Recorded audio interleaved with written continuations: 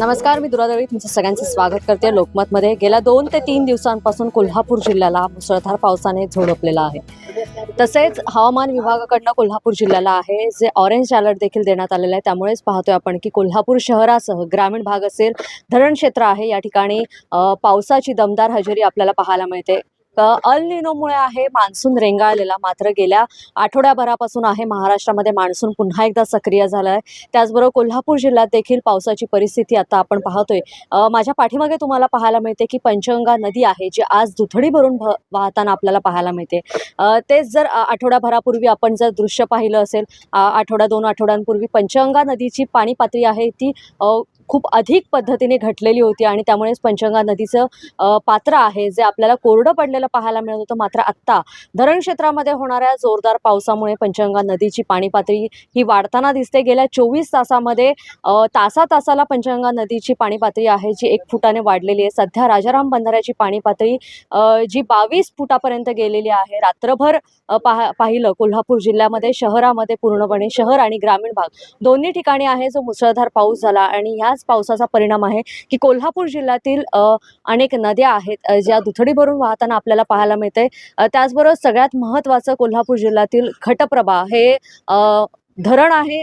हे धरण 100% भरण्यासाठी आलेलं आहे। त्यामुळे त्या धरणातून आता विसर्ग देखील सुरू केलेला आहे। तर पंचगंगा नदीवर असणारे तब्बल 18 बंधारे आहेत जे पाण्याखाली गेलेले आहेत आणि हे 18 बंधारे पाण्याखाली गेल्यामुळे त्या ठिकाणची वाहतूक आहे जी बंद करण्यात आलेली आहे। पर्यायी मार्गाने वाहतूक सुरू करण्यात आलेली आहे। अनेक बंधाऱ्यांवरनं आहे जी धोकादायक पद्धतीने वाहतूक नागरिक करतात, त्यामुळेच बॅरिगेड्स लावून हे बंधारे आहेत जे वाहतुकीसाठी बंद करण्यात आलेले आहेत। तर अनेक ठिकाणचे बंधारे जे धोकादायक परिस्थितीमध्ये देखील आहेत, त्यामुळे तेथील जी वाहतूक आहे ती प्रशासनाकडनं थांबवण्यात आली आणि त्याचबरोबर नदीकाठच्या लोकांना देखील प्रशासनाकडनं सतर्कतेचा इशारा देण्यात आलेला आहे। कारण हळूहळू जे लघु प्रकल्प आहेत, मध्यम प्रकल्प आहेत, त्याचबरोबर जी मोठी धरणं आहेत जी भरण्यासाठी आता येतात आणि त्यामुळे ही धरणं भरल्यानंतर विसर्ग या धरणातून होऊ शकतो आणि त्यामुळेच नदीकाठच्या लोकांनी सतर्क राहावं असा देखील प्रशासनाने इशारा दिलेला आहे। तसंच ऑरेंज अलर्ट देण्यात आलेला आहे जिल्ह्याला, त्यामुळे बाहेर पडत असताना योग्य ती खबरदारी नागरिकांनी घ्यावी। आणि त्याचबरोबर आपण पाहतोय की पंचगंगा नदी आहे,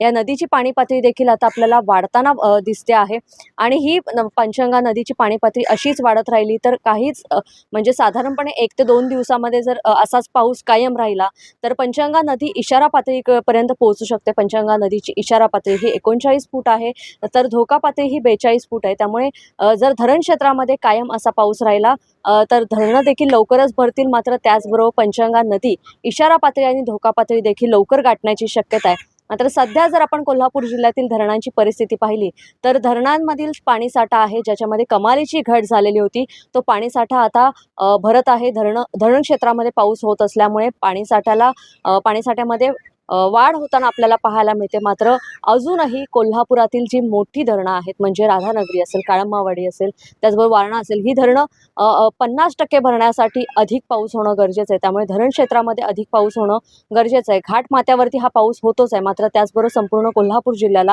हवामान विभागाकडनं ऑरेंज अलर्ट देण्यात आलं आहे। त्यामुळे कोल्हापूर जिल्ह्यामध्ये 2 दिवसापासून पावसाची संततधार पाहायला मिळते आणि ही संततधार कायम अशीच राहिली तर लवकरच धरणं भरतील आणि त्यामुळे कोल्हापूर शहरावरती जे पाणी टंचाईचं सावट आलेलं आहे ते पाणी टंचाईचं सावट आहे जे लवकरात लवकर दूर होईल अशी अपेक्षा नागरिकांकडनं आहे।